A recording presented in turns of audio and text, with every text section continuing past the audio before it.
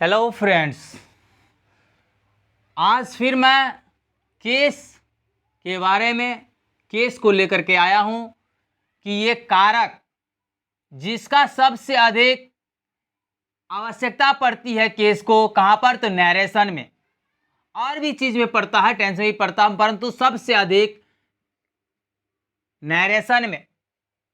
जो कि हम लोग डायरेक्ट नरेशन से हम लोग जब इनडायरेक्ट नरेशन में चेंज करने के होता उस समय, या ट्रांसलेट करते समय उस समय भी हम लोगों की इसका आवश्यकता पड़ती है। और उसके साथ साथ हम लोगों को यहाँ पर आज जो हम लोग केस पढ़ने जा रहे हैं, ये केस के बारे में निश्चित रूप से हम लोग जानते हैं कि केस का मतलब जिसे हिंदी में हम लोग क्या कहते हैं, कारक कहते हैं। क्या कहते हैं?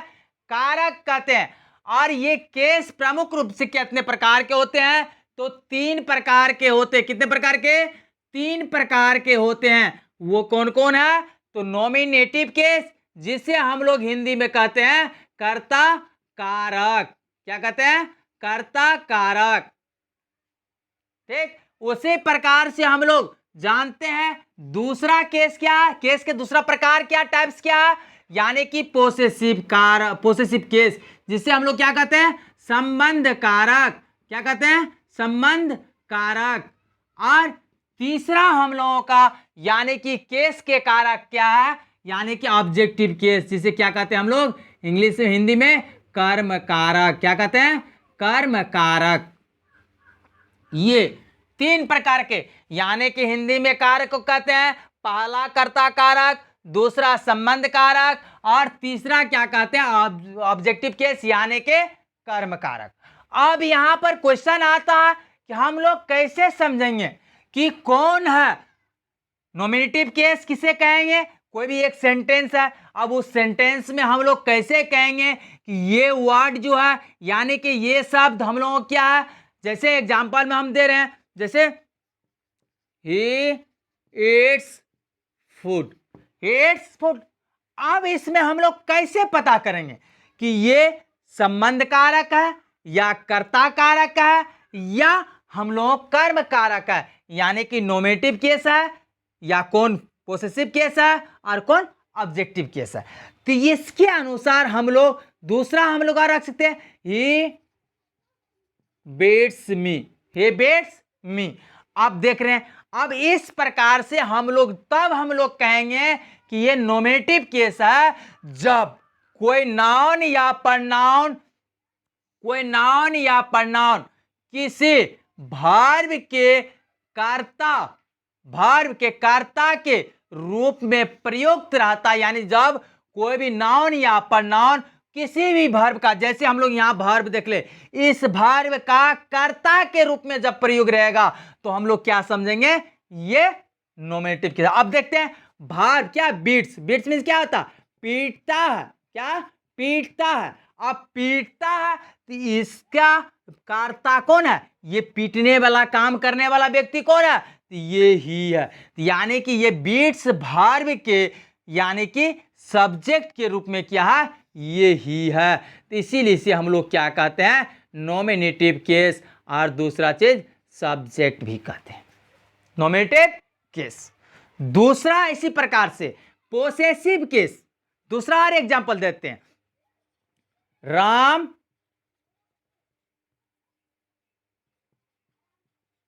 Teaches him, Ram teaches him. अब यहां देखते हैं ये वर्ब हुआ, काम हो रहा, यानी कि पढ़ाता है। क्या करता है? पढ़ाता है। अब ये पढ़ाता है तो ये वर्ब तो है, ये वर्ब तो है। अब वर्ब के सब्जेक्ट के रूप में, यानी ये काम करने वाला व्यक्ति कौन है, तो ये राम है। जैसे सब्जेक्ट पता करने के लिए हमने बता चुका कि क्या चीज लगा करके, कौन, यानी पढ़ाता है कौन, तो राम, यानी कि ये भी क्या हो गया, नॉमिनेटिव केस, राम हो गया। अब इसको हम लोग सब्जेक्ट भी कहते हैं। क्या कहते हैं? सब्जेक्ट भी कह सकते हैं। इसी प्रकार से पोसेसिव केस, जिसे संबंध कारक कहते हैं। क्या कहते हैं? संबंध कारक, है ना। अब संबंध कारक में हम लोग जानते हैं जब किसी नाउन या प्रोनाउन के रूप में अधिकार या संबंध का भाव प्रकट करता है, जब कोई नाउन रहेगा या प्रोनाउन रहेगा और वह जब अधिकार का भाव प्रकट करे या संबंध का भाव प्रकट करे तो वह क्या कहलाएगा? पोसेसिव केस, यानी कि संबंध कारक कहलाएगा। जैसे example, this book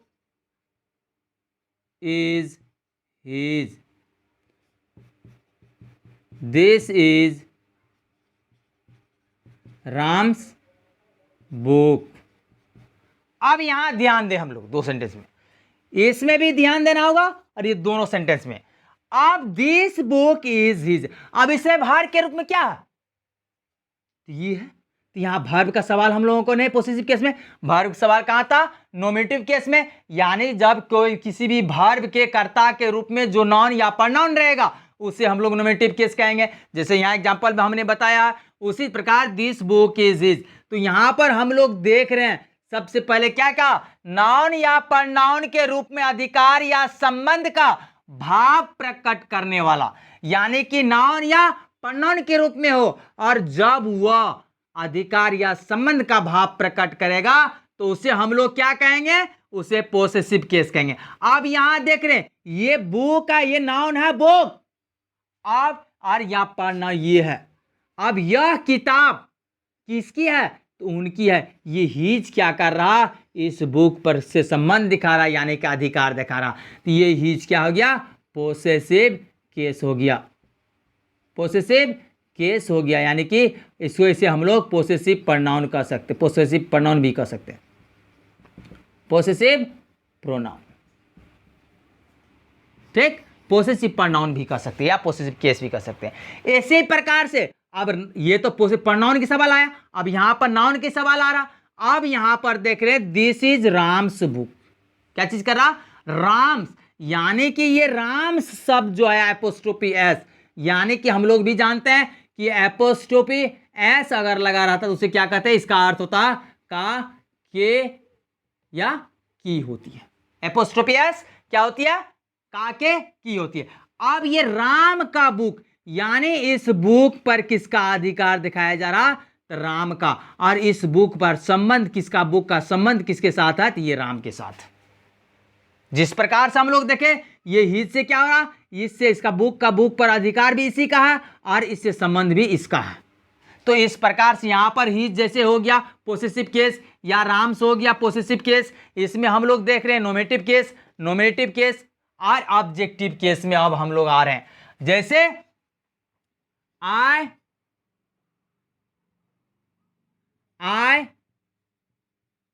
beats him,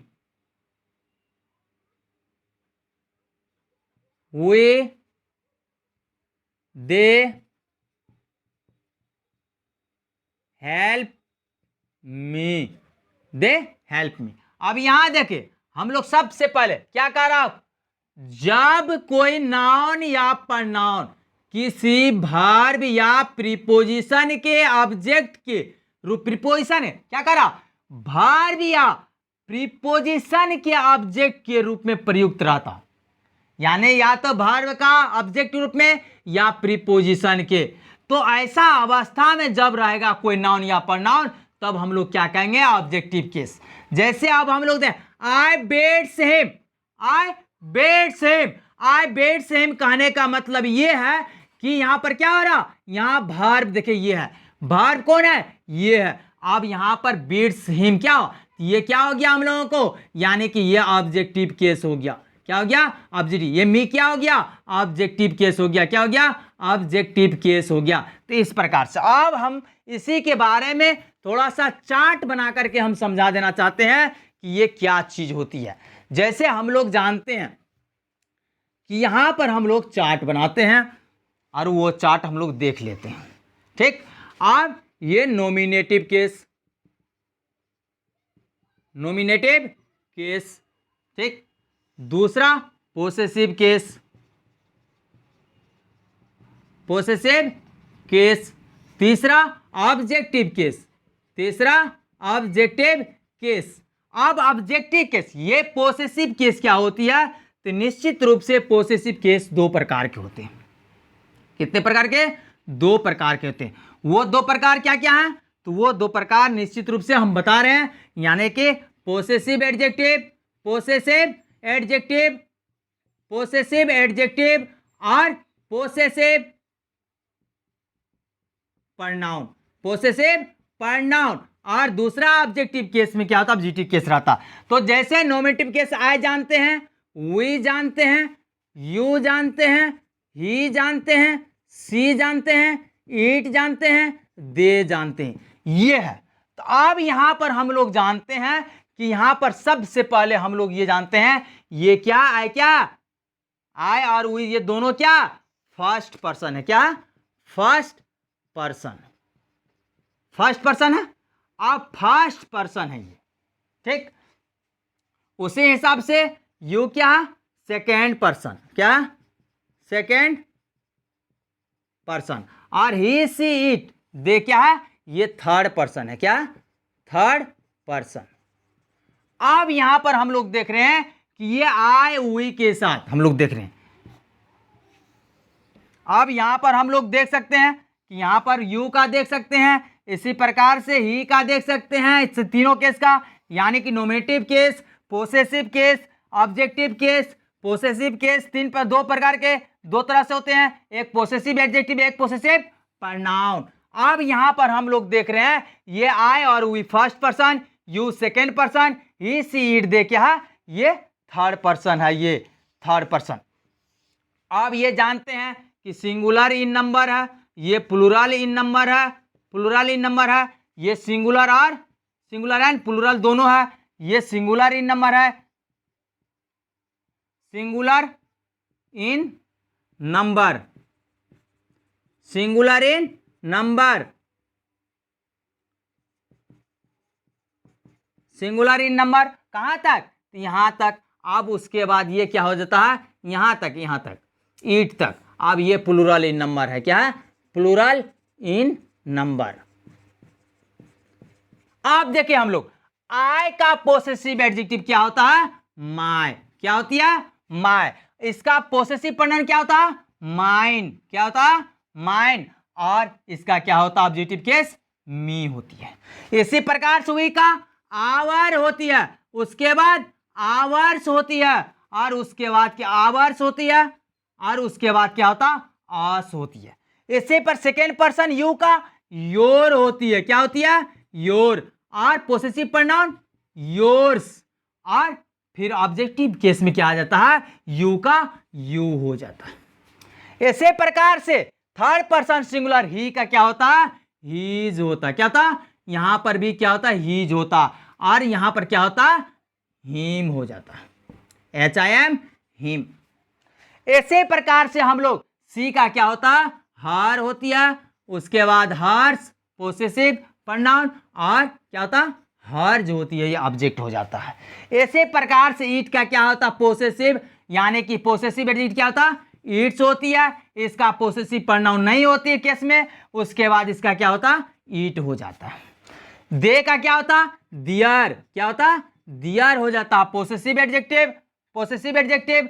और फिर दे दियर्स हो जाता है पोसेसिव प्रोनाउंस, और देम हो जाता है यानी कि ऑब्जेक्टिव केस। इस प्रकार से आई का माय, माइन, मी, वी का आवर, आवर्स, अस, यू का योर, योर्स, यो, ही का हीज, हीज, हिम, सी का हर, हर्स, हर, इट का इट्स, और लास्ट में ऑब्जेक्टिव केसेस में आता है, इसमें पोसेसिव प्रोनाउन नहीं आता। और प्लूरल फॉर्म यानी दे का दियर, दियर्स, देम। इस प्रकार से हम लोगों केस के बारे में अगर जानकारी रखेंगे, निश्चित रूप से हम लोगों को इंग्लिश लिखने में, पढ़ने में, या बोलने में, या किसी भी ट्रांसलेट करने में, या टेंस को समझने में किसी प्रकार का हम लोगों को कठिनाई नहीं होगी। अगर किसी प्रकार आप लोगों को कठिनाई इसमें आए तो निश्चित रूप से आप लोग कमेंट करके बता सकते हैं, जिसके बारे में मैं पुनः वीडियो बना करके आप लोगों के लिए दे सकता हूँ। Thank you.